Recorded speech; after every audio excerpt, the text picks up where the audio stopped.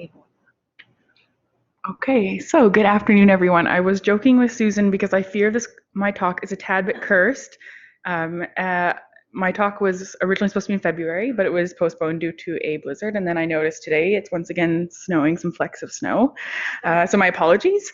That being said, I'm really grateful for the invitation to be able to share some of my research with you today. So this afternoon's talk stems from one chapter of my doctoral dissertation that I recently defended at the University of Western Ontario's Faculty of Information and Media Studies. My research broadly looks at unpacking the relationship between information and care, how these concepts engage with or even complicate one another.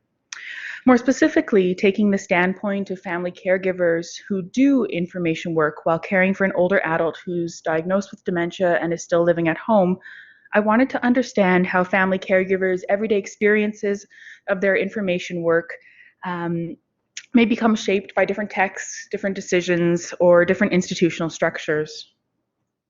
Oh. All right, and so this morning I'll begin briefly with some key concepts as well as the context that shaped the overall project. I'll then provide a brief introduction to institutional ethnography, which is the method of inquiry that guided my thinking for my thesis work, and Dorothy Smith is often at OISE, or I've done some workshops with her at OISE. I'll then move through the two different interview studies that I'm focusing on today, and then I'll wrap up with some discussions and some conclusions. So two quotes initially piqued my curiosity for this project. From a national awareness campaign between the federal government and the Alzheimer's Society of Canada, this quote, and it's targeted at family caregivers, emphasizes the importance of information in caregivers' lives. Here, being able to mobilize information is positioned as having the potential to transform health and wellness and well-being in favor of families and patients. And yet, in reading research about family caregivers' information practices and behaviors, I kept coming across study after study that found, as did Washington and team, that extensive unmet caregiver information needs persist, with some studies reporting that more than 80% of family caregivers desire more information on a variety of different caregiving-related topics. And so this left me a bit puzzled. While different organizations and policy documents really espouse the centrality of information in families' lives, studies continue to report that little information is available about the knowledge family caregivers need to provide care, or how their knowledge can in turn affect care.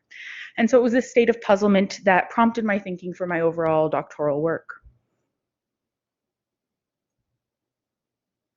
So throughout my research, I conceptualized families' care work as love and labor, both identity and activity.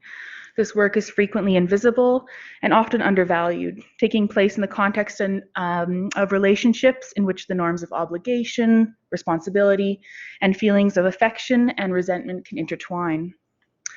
Caregiving by family members and friends is integral to maintaining the health and well-being of older adults, particularly in our climate of deinstitutionalization. 70 to 80% of care provided to Canadian older adults is done by family members and friends who assume an annual out-of-cost pocket of approximately $33 billion. The home and surrounding community are increasingly idealized as privileged sites and spaces of growing old. And so as the site of care in later life is increasingly shifting to the home, we're seeing a normative emphasis on aging in place. Aging in place has many different definitions, but generally means continuing to live in the same or familiar place or community for as long as possible. Under the guise of government prioritization of finding cost-effective and more efficient ways to provide care, aging in place carries with it an unquestioned and assumed goodness, and has arisen out of a movement to progressively defund formal care supports, depending therefore on the increasing involvement of families to provide care. And in addition to fulfilling an economic imperative, aging in place aligns with the wishes of 85% of older Canadians who are reported to prefer and plan to age in place at home. And I've been particularly interested in the implications of aging in place for those who are living with dementia. A dementia diagnosis is based on unique configurations of symptoms, including memory loss, difficulty with language, and changes in personality, mood, and behaviors. Dementia is an umbrella term and includes a variety of diseases such as frontotemporal dementia, Alzheimer's disease, mixed dementia, and vascular dementia. With 25,000 new cases of dementia diagnosed each year, 937,000 Canadians are estimated to be living with this disease within the next 15 years. And I should say, please feel free to interrupt, I guess, with questions because we're a nice small crowd. So caring for a community-dwelling older adult who's living with dementia is a complex information practice, as family caregivers are increasingly encouraged to actively and independently seek out information as part of their care work. As family members of older adults provide care, they must find, translate, balance, and mediate information received from a number of different sources in different formats, making different adjustments and judgments regarding the degree of usefulness and pertinence of the information that they're finding. Family caregivers therefore act as information mediators, as opposed to intermediaries, which Latour describes as those who are conduits for information without transforming that information. Information mediators transform, translate, and distort the meaning of the elements they carry. And with access to an ever-growing wealth of information, both online and offline, Johnson and Case argue that family caregivers' effectiveness is increasingly determined by their ability to gather and then intelligently act on that information. In response, Marion Barnes and Fliss Henwood critique the trend towards what they have called and termed the informatization of care, in which care is sometimes marginalized by a sense of empowerment and privilege that is bestowed upon information. So while more instrumental and visible aspects of care, such as feeding, bathing, or dressing, are ever so slowly recognized as work, information work within care contexts remains still very much invisible. The site of care, often the home, especially with the popularity of aging in place, contributes to this invisibility. Harris, who's a scholar in library and information science and is professor emerita at Western, she beautifully teases apart the often invisible nuances of using information. And she writes, the information-seeking work involved in taking responsibility for one's family members' well-being involves much more than simply looking for and locating data relevant to a specific condition.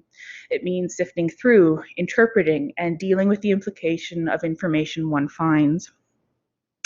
And so throughout my research, I argue that understanding family caregivers' information, activities, and behaviors as work, and applying this lens of work, acknowledges and begins to draw attention to the effort, time, affect, and resources that are required in seeking, locating, and this sifting through, interpreting, and dealing with the implications of information that one finds. So the term information work first appeared in the mid-1980s in Corbin and Strauss's article that began to articulate their illness trajectory theory. And this theory was developed in order to describe illnesses as a sociological concept rather than a medical categorization. According to Corbin and Strauss, information work can include networking, providing and clarifying instructions, or searching for people, places, and necessary things. Taking up Corbin and Strauss's conceptualization of information work has been slow going. Within LIS, Library and Information Science, we have Hogan and Palmer, Maria Sowden, and more recently, Mark Ackerman and his colleagues at the University of Michigan. They've begun studying patients who are seeking information for themselves. This patient-focused examination of information work in the context of chronic illness, I would argue, can include the complexities of information, I've lost my spot, of information work when caring for another individual. By moving information work into elder care, I aim to expand existing understandings of information work by recognizing the additional complexities of using information on behalf of or because of another, such as that happening in a care partnership. Throughout my research, I use the term information work to speak about the information-related care activities ranging from manual labor to highly abstract decision-making that family caregivers engage with in their everyday and their every night lives. This can include both intellectual and emotional qualities of using information. So families' information work might include, for example, looking up side effects of a newly prescribed medication, figuring out where to purchase a raised toilet seat, how to organize and store all the informational brochures that they've received, or deciding which family members to contact and share information after attending a doctor's appointment.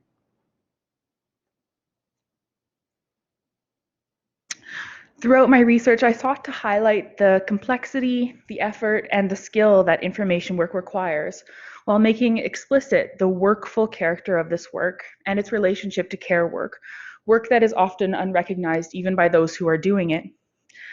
That said, merely making families' information work visible is insufficient. I wanted to understand the structures or the conditions that can render families' information work invisible. I therefore selected institutional ethnography as the method of inquiry that would help me to understand the intricacies of family caregivers' information work. Developed in the 1970s by Canadian sociologist Dorothy Smith, institutional ethnography is a method of inquiry that, perhaps stated most simply, makes visible the work that enables everyday life to happen. While starting with and privileging the work done by individuals in their local settings, institutional ethnography simultaneously acknowledges that people's local work can be coordinated by broader sites of governance and translocal institutions. To describe and explicate this organization and coordination of people's actions, an institutional ethnographer will map out what Smith calls ruling relations. These are invisible translocal forms of control and organization that coordinate what people do with what others are doing elsewhere and elsewhen. So in other words, institutional ethnography begins by identifying the work that makes up our everyday lives, but it then steps back to show how this work is both defined and shaped by larger translocal institutional processes that extend beyond our local setting. So in an institutional ethnography, the data that is gathered act as sources of clues to relations and power that shape and organize people's experiences of their work. And what makes institutional ethnography, or sometimes I'll call it IE, especially fitting for my way of approaching the invisibility of family caregivers' information work is that Smith purposely defines work very generously as anything done by people that takes time and effort.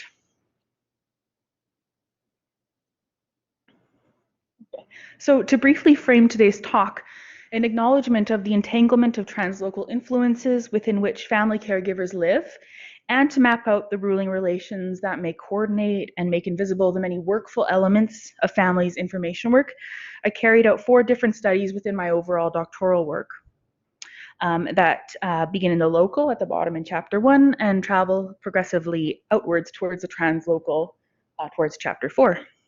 So today I'll be discussing chapter 1, which includes 2 sets of interviews, one with family caregivers and a second with paid dementia care staff.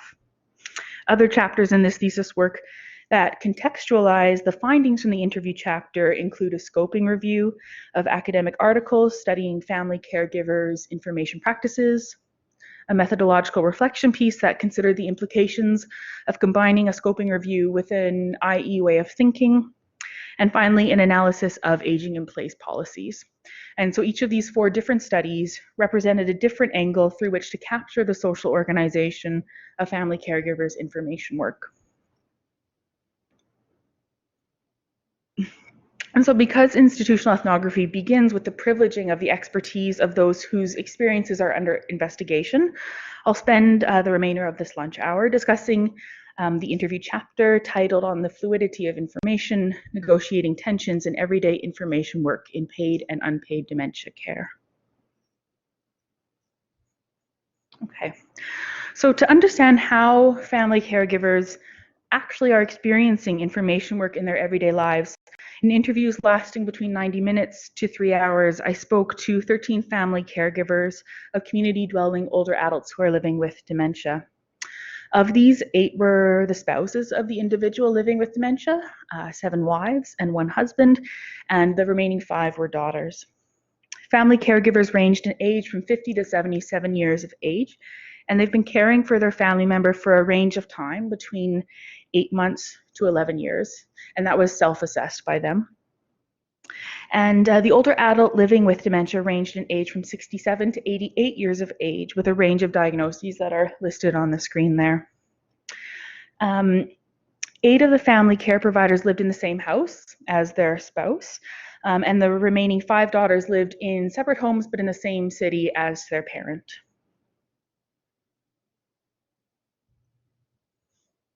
I'm not sure, I'll have to maybe articulate this for you as I go through. So to keep the interviews grounded in the ongoing activities of actual individuals, and to provide an alternative way to extract and elicit caregivers' understandings and descriptions of their care-related information work, I embedded an information world mapping exercise within the interviews. As information is often quite a vague, quite a nebulous, and maybe a tricky concept and can mean very different things to different people, this information world exercise was really an unexpectedly helpful and, I would say, fun tool to guide the conversations that we had throughout the interview, and ultimately was a helpful tool to make visible the hidden work of finding, using, and making sense of information. 12 of the 13 family caregivers agreed to take part in this exercise, and each interpreted the creation of their map differently and to different degrees of detail. I will say this is one of the more full maps, and some were a bit more, I would say, scaled back. A majority of the caregivers were really eager to participate in the mapping exercise, and many of them asked for their own copy to keep, so I created a copy and then emailed it to them. And I found that what was especially helpful was that the mapping exercise really served as a memory aid or a memory trigger, and it really elicited a discussion of a number of information activities, experiences, or incidences that hadn't been mentioned already in the interview.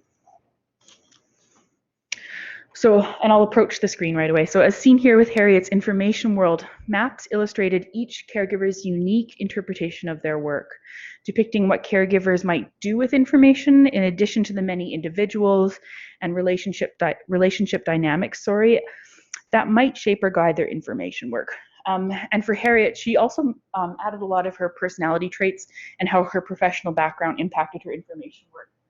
So in these maps here, we have the family caregiver in the middle, and then, one moment, please. I could just speak loudly, so hopefully it's caught in the mic. So it was different places you might go, different people you might talk to, and different resources you check. And it was interesting because for a majority of the caregivers, it was really the different people you talked to that was the richest and the fullest.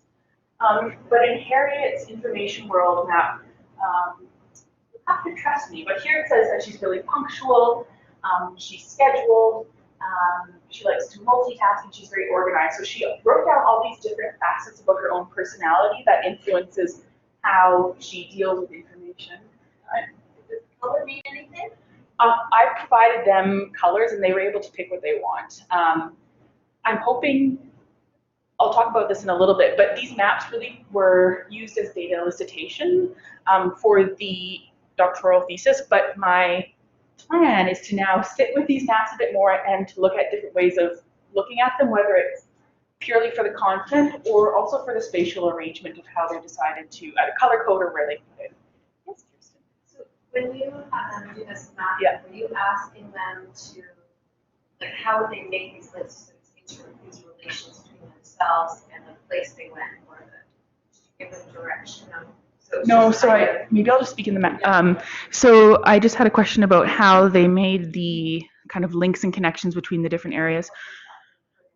It was really up to them. So I also had a sheet, an instruction sheet next to them that they could refer to if they wanted to, but none of them did. They just kind of went to town and made it their own. I should say, so I do have written here different places you go.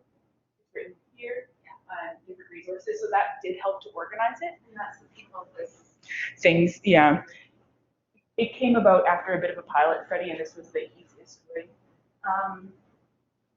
And I, oops. Was there another question? No, okay. And also with Harriet, she's a trained and still working physiotherapist. And so when she was looking at the different places she goes and also tying into the resources, she was going to a lot of familiar and comfortable places, such as PubMed, her physio journals, the NIHS, and the Mayo Clinic. So it was also impacted where she's going. So you said she put on being punctual. Yeah. Where did that fit? Like That's under her, and she just decided to put that there, just how her own qualities have really, how she sees have impacted in how she's using her. So your prompt is the word you. Yep. And a lot of people even wrote out different quotes. Like one lady wrote, "Fear is the unknown, therefore I must learn." So they would write a lot of different things. Great title for an article. Yeah, that's true. Yeah. And even so, they really branch this out. So she can her church here because a lot of the congregation will ask how she's doing and how her mother's doing, and she'd share information with them. So it's a whole host of different people. And I'll just switch to the next one. I just have two examples here. So most of the family caregivers worked from the template that I made because I didn't want the exercise to be too onerous and too overwhelming. But Sylvia did her own map. And so for her, she drew hearts around the people that mattered the most to her, that were really integral to her capabilities and feeling comfortable as a caregiver. What I found really interesting about Sylvia's information world map is that it really demonstrates the work that goes towards keeping track of all of her self-care activities. So she goes to the pool, she goes to physio, she does Tai Chi, she goes to counseling, and one of these is a pool. She goes swimming. And so she has quite an agenda where she keeps track of all these activities.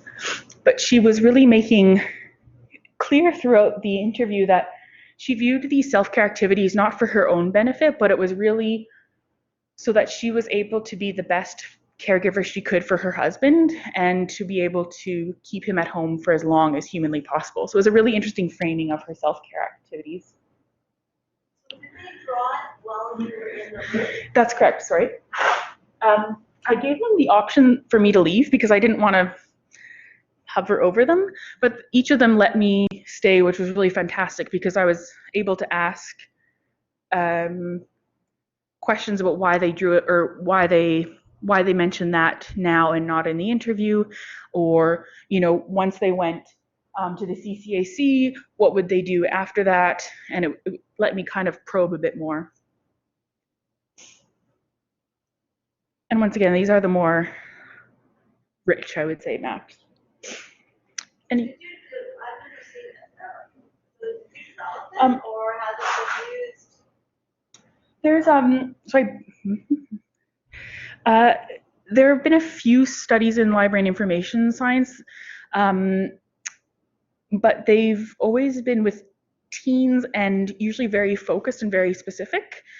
And because I wanted to really capture the fullness of families' information work, I made it quite broad and kind of I just kind of saw where it went. So I had no real expectations. I actually was usually quite nervous to introduce the exercise because I thought it might be too arts and craftsy, but it really was a fantastic tool in the interview, and I really enjoyed it, and they seemed to too. So Sylvia actually, she even, and these are pseudonyms, by the way, Sylvia even emailed me the next day because she had actually continued part of the map and had scanned it and sent it to me because she realized she forgot a whole other section of her map. So that was really, I was quite touched. Yeah. And I think actually part of it, I think it actually was because it validated the work they're doing. I think when they were able to, sometimes I would notice they would kind of at the end of drawing their map, you could tell they would kind of sit back and say, wow, I have done all, this is all, no wonder why I'm tired and there's so much to do all the time and so much to keep in my mind. So that was really helpful too. I might sally forth if that's oh yeah, yes. Oh.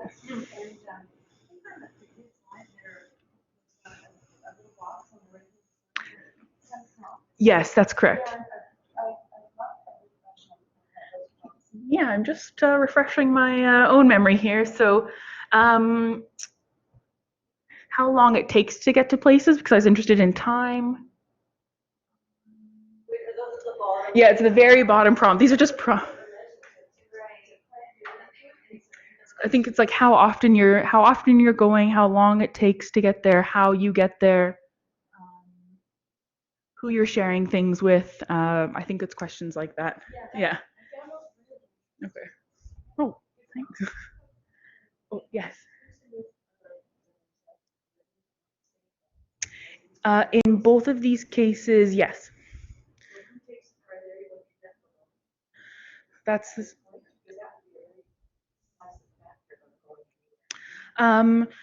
they, I'm just trying to remember here. In both cases, I believe they had reached the point where it was no longer perhaps safe for them to be left alone.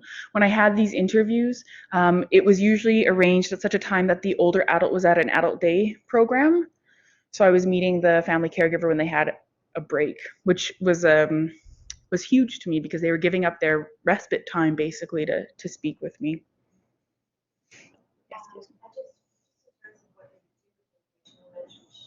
Mm-hmm.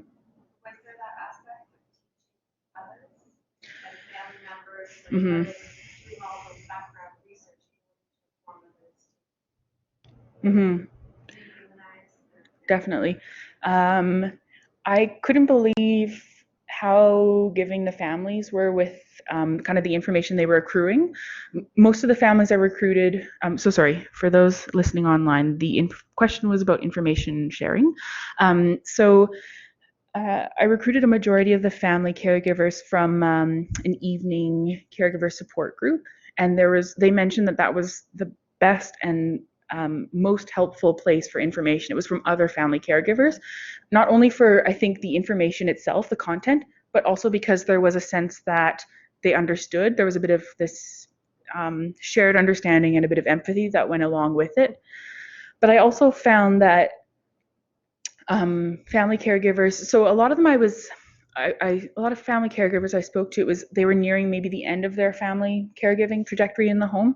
And so they had created binders over the years of kind of their information that they had accrued from different courses. And one lady was in the process of making a second binder that she was going to share with, it wasn't even a close friend. I think it was a friend of a friend who was now starting the caregiver journey. So there was a lot of that sharing.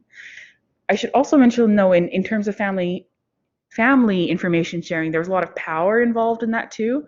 So one family caregiver who was caring for her husband only shared information with family members who showed an interest in her husband because she felt they were deserving of the information. So they were showing an interest, so they deserved information. And then she was withholding information from other family members because they weren't pitching in enough.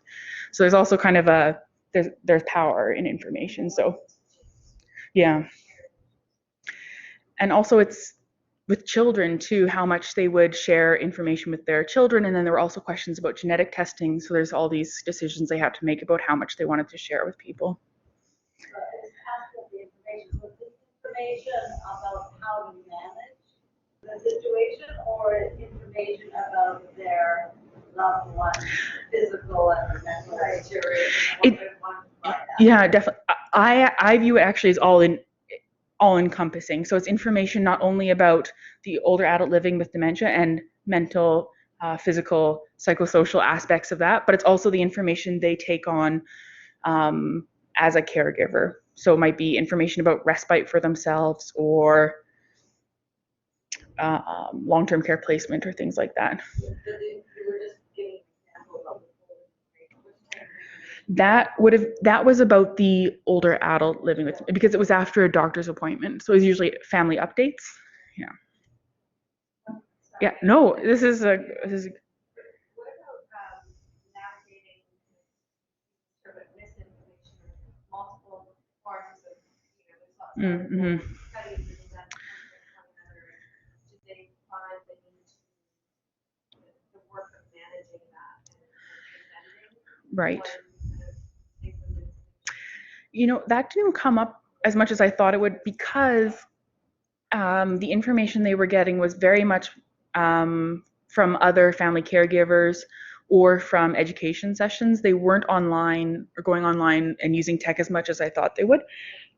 I think we're at a lot of the family caregivers I spoke with were a bit older themselves, and I think it's an interesting age range where They really relied on family doctors. When I would ask them a question, if something changed, where's the first place you would go? And it was always the family doctor. So there's a lot of confidence still and trust in family doctors.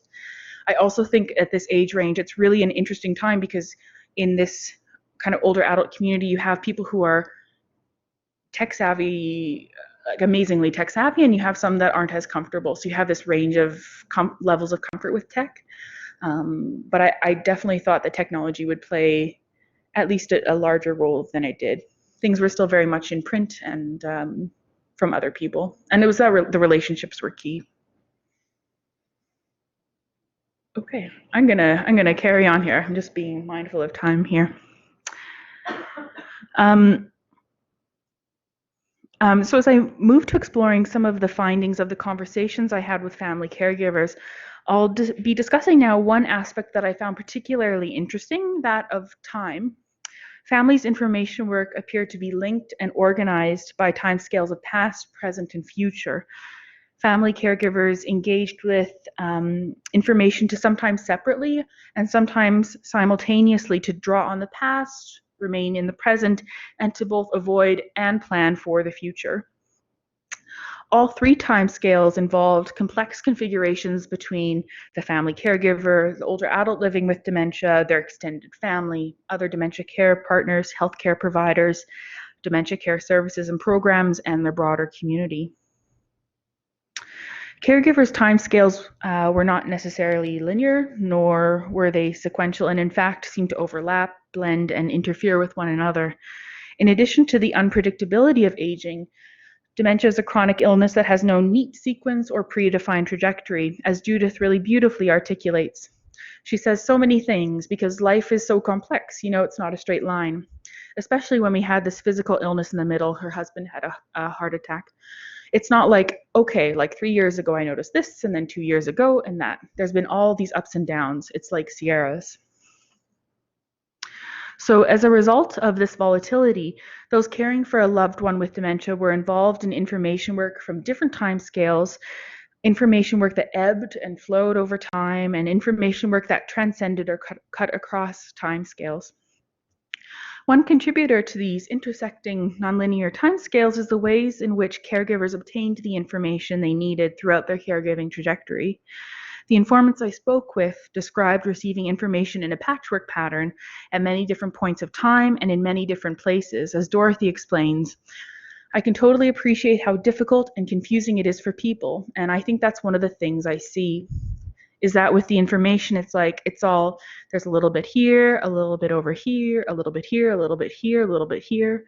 And that for families is very, very difficult. It's like no one gives you the big picture. And if there's something missing in all of this, that's it. And so it's in caregivers' careful working through the past, present, and future, sometimes separately, sometimes together, that the complex tapestry of families' every day and every night information work began to emerge. So looking specifically to the past, caregivers invoked what Isto Huvila has called situational appropriation. Caregivers creatively appropriated past information accrued in different situations, such as at work, in earlier professional training, or from experiences that come from living with someone for decades. And they applied that information based on the new situation at hand. Sophia, for example, describes how she was able to adapt her past training as a school administrator and a primary school teacher to more fully engage with and support her husband, who was diagnosed with Alzheimer's disease. So she says, I think not just my background as an administrator, but my background in the kindergarten was huge in preparing me for this. And a lot of those things like storyboarding with kids who can't follow instructions or communication, that kind of thing, I use that with my husband all the time now. And she was really creative with how she was working with her husband. She would have little tiny slips of paper for different chores or tasks to do around the house. Every morning they would pick out maybe 10, and once he was done, he'd put it away, and it would maybe happen again the next day.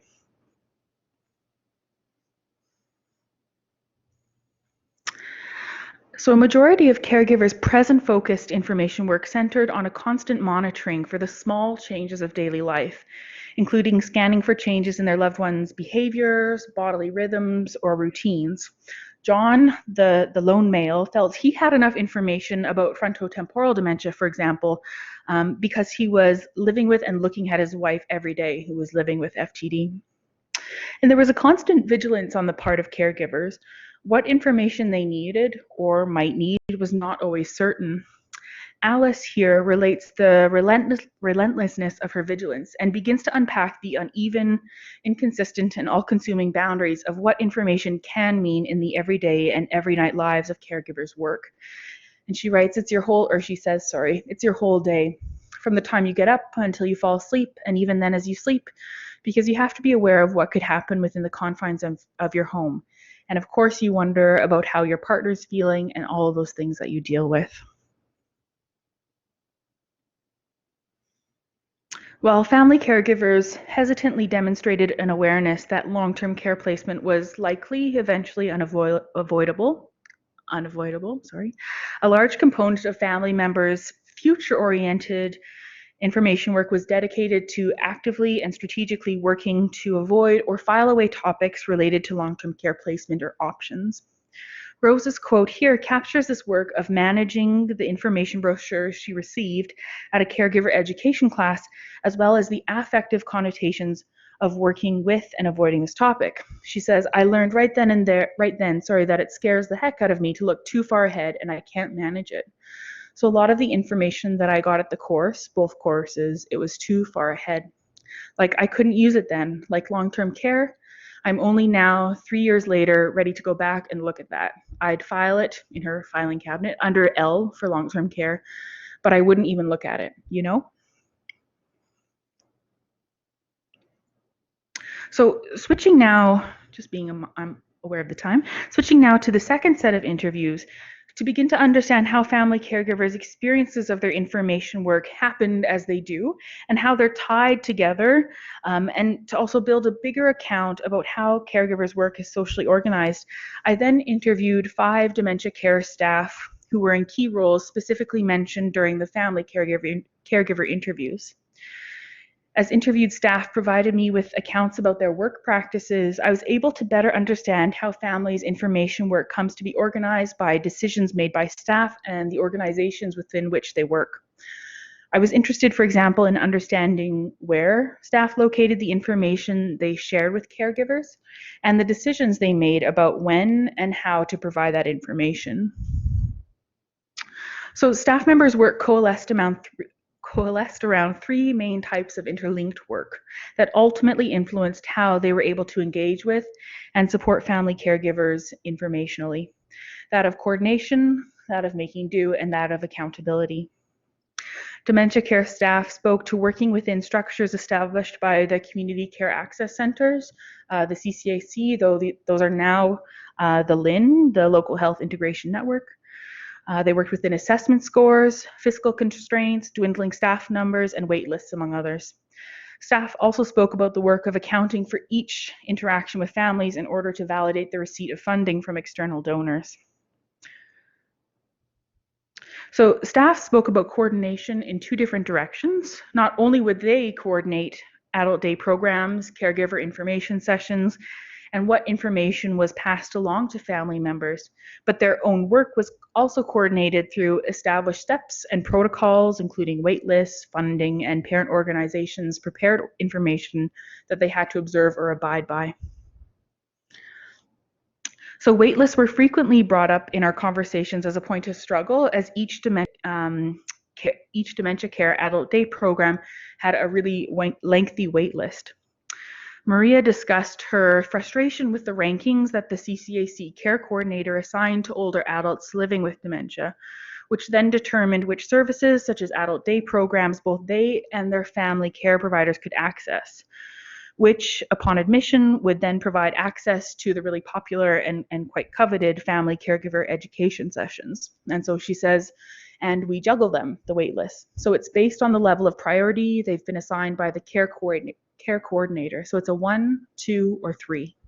Priority 1, bump everyone else. So I could get a referral today, that's priority 1, but I could have 50 that are priority 2. The priority 1 will get there first. I think everybody is still struggling with that because it's very subjective to the care coordinator and to what the family story is, right? So we will get a priority 1 today and a priority 1 tomorrow and think, why was yesterday's priority 1? So it's all circumstantial and subjective, really.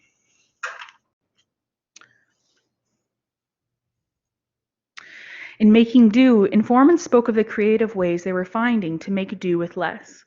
Informants were frustrated that they were working with fewer resources and were still required to do more, including using, quote, evidence-based care to, quote, wrap care around patients.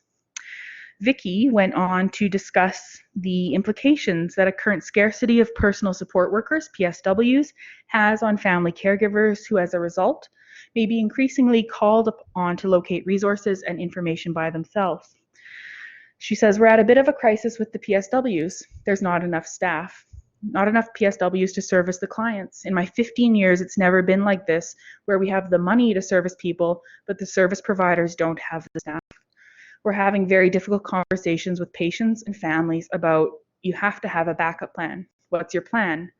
Private pay? Many people don't have that. Family as backup? So we're having to rely a lot more on families, especially around services in the home. And this need to make do extended even into more practical issues, including room logistics for community education programs.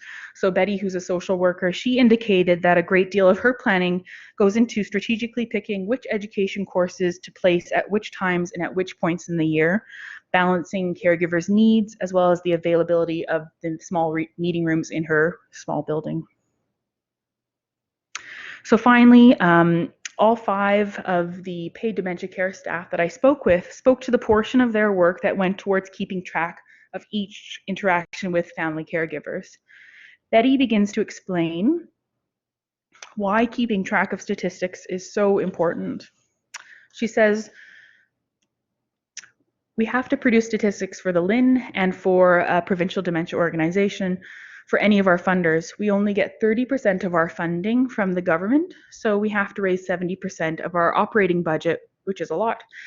A lot of that comes through grant monies. So when you get grants, you have to show results. So a lot of our stats are directly related to, what have you done? Show us what you have done. Interestingly, in building a base of track statistics, dementia care staff interactions, including the exchange of information with family caregivers, became translated into a more standardized or fixed kind of datafied language, and thus became defined based on those boundaries of those tasks. More easily measured tasks, including time elapsed, whether the conversation took place over the phone, through email, or in person, or which information package or website was recommended, those became more easily counted, and less so the relationship building that takes place while passing along information, or the work that takes place to ensure that information provision can lead to understanding. So as I begin to map the intersections and relationships between these 2 sets of interviews, the conversations I had with family caregivers and with paid dementia care staff reflect an underlying tension between what Barnes and Hen would have called informing with care and informing to care. In an inform to care approach, information is understood as separate and outside of care, while nevertheless acting upon it to produce care. Whereas in an inform with care approach, information is understood as inextricably linked to care, but not in any predetermined or unidirectional sense. And so based on this tension, I argue that the 2 sets of interviews might ultimately reveal an ongoing negotiation between the very conceptualization and understanding of information and the role information plays in family caregivers' everyday lives. An increasingly important issue for care staff is how to maintain acceptable standards of care and quality of life in dementia with limited funds and staff, and increasingly comorbidity and dependency levels in dementia.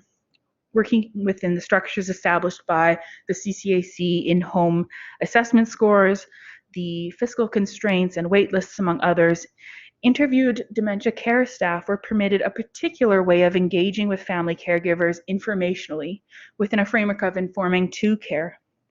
The structures and regulations of paid dementia care staff's workplace placed constraints on the ways in which staff could think about and engage with information, restricting dementia care staff to a more static and less flexible conceptualization of information, and of information as more of an intervention that could be distributed across a number of caregivers.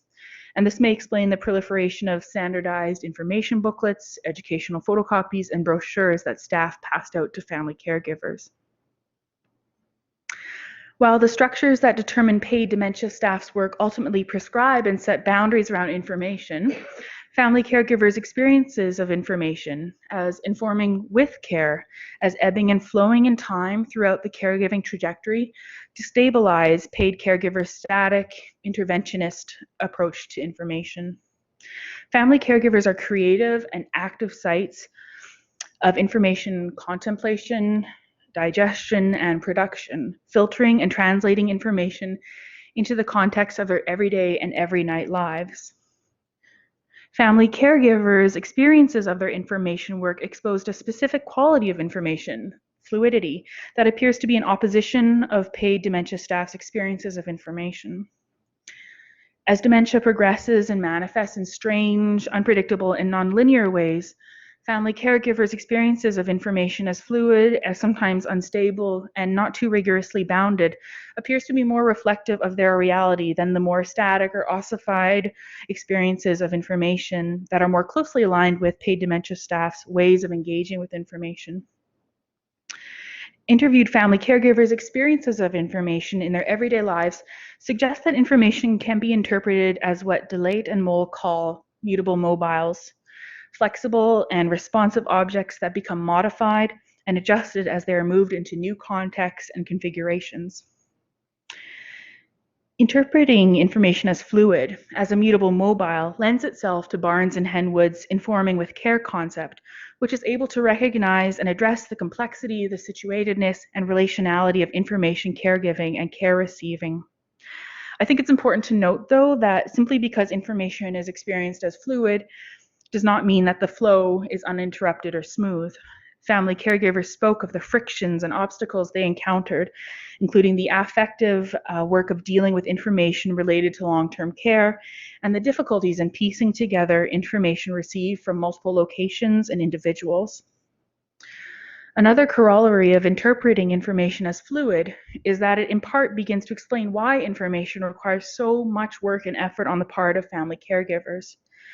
Family caregivers experience information as variable, materially heterogeneous, and context dependent. As a result, family caregivers worked at making and managing information using carefully invented arrangements, practices, routines, and procedures that at times cut across and at other times worked within specific timescales.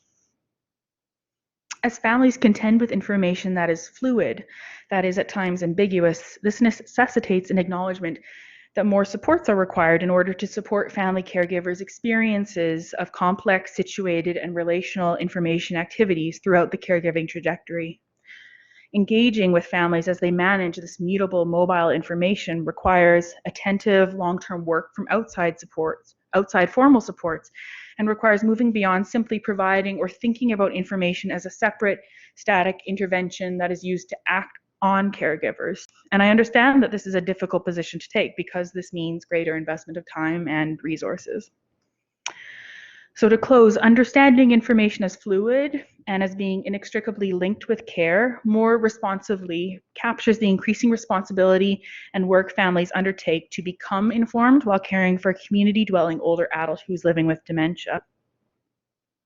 I think if we begin to recognize and understand information as having this fluid structure within the everyday lives of family caregiving within an informing with care framework, it becomes easier to understand how its boundaries can diffuse into increasingly numerous areas of caregivers' everyday and every night lives.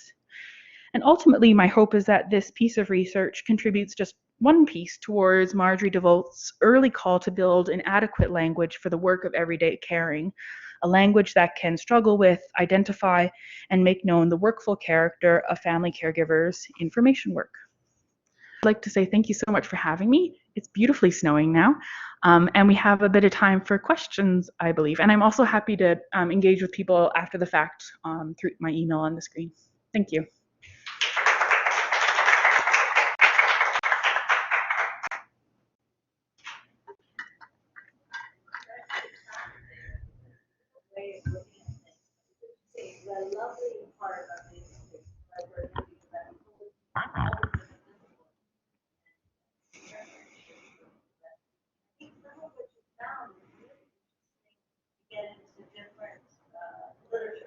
Hmm.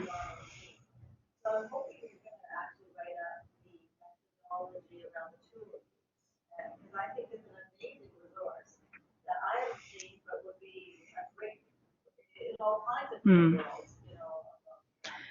That On the agenda. that is on the agenda. I have a few things on the go, but my plan and intention is to really look at the mapping exercise I'm assuming you're referring to. Yeah, I really want to sit with the maps, and I have to do some reading in terms of how I can analyze them, whether it's maybe looking into geography. I'm soliciting any recommendations. But I'm actually not saying so much about functionality, But just the tool itself. Okay. because it's so, I looked at it, I was totally excited about what's to happen, so that you, that they could apply it to their own, research area, but in anything that happens, so maybe something like research amazing, which, a quick report, this is what it looks like. I was just thinking, I mean, it's so striking just for care work, I mean, applied across the board, so for parents, I mean, I've talked a lot about this, but, my daughter is very serious with that. So I've experienced this whole other world of information seeking, digesting, and that's why I brought in the teaching it to teach others. It's not a new as teach others and manage risk. So it's really interesting to see that how that would translate across different forms Of care. and self-care too. Because when you're diagnosed with something that you need to self-manage, Definitely. I have a question just around, I touched on this with the generation. Difference, right, with the use of technology, because now that you tend to have smartphones or internet at your fingertips at all times, how that is going to change with caregivers, family caregivers, you know, the younger generations moving into that world. Is that going to you know, exaggerated? Or what's going to happen to this information? Not about that. That's a great question. I think the work will just, I think as you mentioned earlier in your earlier comment, I think it'll be more about filtering, just in terms of heading online, what to check, what to not. And it also might be more dealing with information overload too, I think. So if you're going to email all your siblings about your mom's new medication, what links are you going to send? Are they going to read the email? What are they going to then do with that? So I think it'll be more about navigating, actually, I think, masses of information. Yeah. The other piece I really want to look at now is also looking at the intersections of information and care, because there's so many commonalities. It's both invisible and visible. There's so many, I think, interesting links between them. So that's my other future writing. And I think technology then also plays a part, because tech also influences information and care. So that's the other. Yes. I was just wondering, is there commonality between sources of information across the caregivers? I think the only commonality would be that caregiver education group that a lot of them were a part of. And I feel it's maybe important to mention too that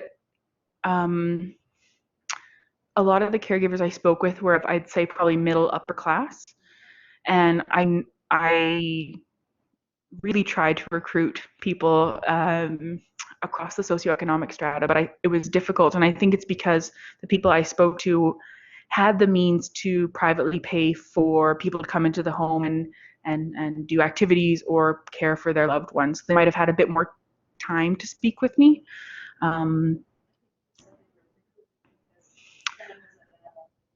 So there, yeah, and that adult day program was outside of the city. There's only one bus that ran every hour and a half. So, it's a certain type of person that's even able to drive their family member there, and yeah. And I think there's even a certain privilege in knowing to know that certain information exists. I think that's like one of the number one issues they noted, is that they didn't even know that there were certain supports and services out there. But then I had this grand idea that at the end of this research project, I could create at least a small key information points for people living in the area where I spoke to family caregivers. But I think by about interview 5, I realized that each person is so different and they're really drawing on past experiences and networks that it's almost impossible to create that big picture that one of the family caregivers spoke to, because the big picture looks, yeah, it would, so that's something I'm wrestling with. It's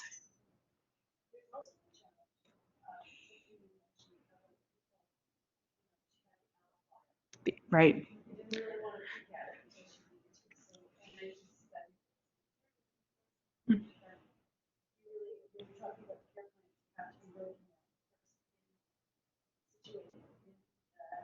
The moment, yeah.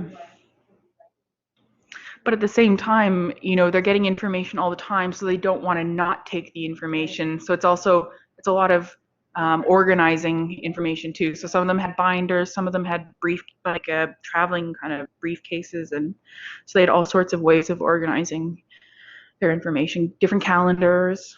So yes, OT. Like looking at your material, it seems like most of the people doing on hair are women. Yes. So is it only not only the cleric, but also the information gathering is more on the like. Yeah. So Roma Harris has done a bit of work on that, looking at the gendered aspect of information work, or information management, I guess, and women are usually not always but they're the appointed health information managers of the home. And caregiving still is very gendered. And it was interesting with John, the lone male. He really didn't want help. He really wanted to be self-sufficient, and I wonder if that's connected to certain masculine traits that he wanted to uphold. But he really didn't want outside help, and he felt, I think I mentioned, he felt he had enough information simply by living with his wife, and by seeing her every day and seeing the changes. He was like, I don't need you to tell me what's going on. I see it every day. So he was in character. But there's actually not that much done on. There hasn't been much done, I'd say, in the last 10 years on gender and information use, finding, seeking. So.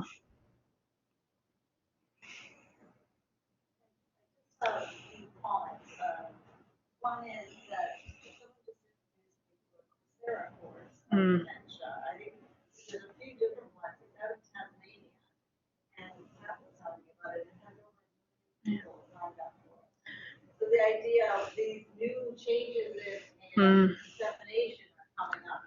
And McMaster has one now. Yeah. Online as well, managing. On. So the potential of having a one-stop kind of talking to that. The other thing I wanted to talk about was my colleague Liz started the National Institute Here, I'll do it. and they produced evidence-based tools, a lot of them around dementia-related issues, so that practitioners but also for caregivers. They distributed over 2 million. Oh wow. So around the world and in multiple countries. So there is a need. The question is, how do we get it out even more? So it's often that if you're from the professional doctor is the root with which It is. information gets disseminated. I think partly because people don't know the word. It's true. And the third comment was, I think there's one other paper, which is about conflict with family medicine. Very interesting for family docs to see how they perceive and what their role, people's perception of their roles are.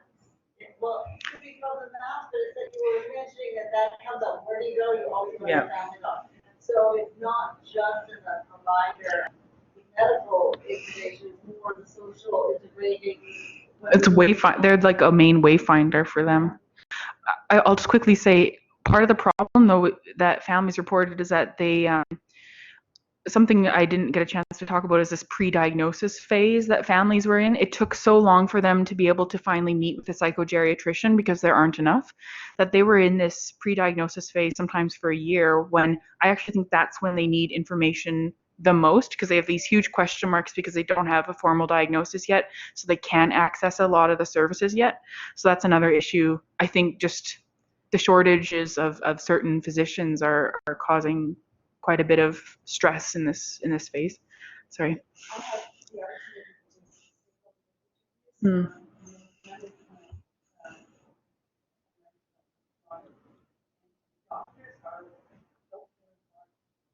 Hmm. They would really love to be in a hub Hmm. where somebody has who specialized in dementia disseminate that information so they would feel more comfortable with the diagnosis to say this is happening, this is what you would need to do next. I think it's more that they don't know the support that they're in the community. It requires a little specialization. Well, what we need to do next. And it's a really hard. Yeah, it's a really hard to make and it takes time to have a conversation. So one of the people I was talking about she was sort of suggesting that in the clinics, if there was somebody on site who wasn't there on all the programs that you could enable the document confidence.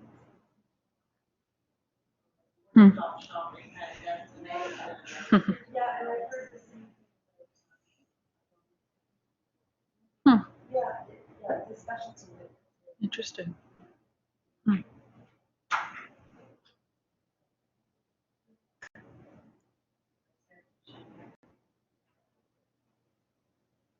Oh, unexpected. Oh, thank you very much. Thank you so much. Great.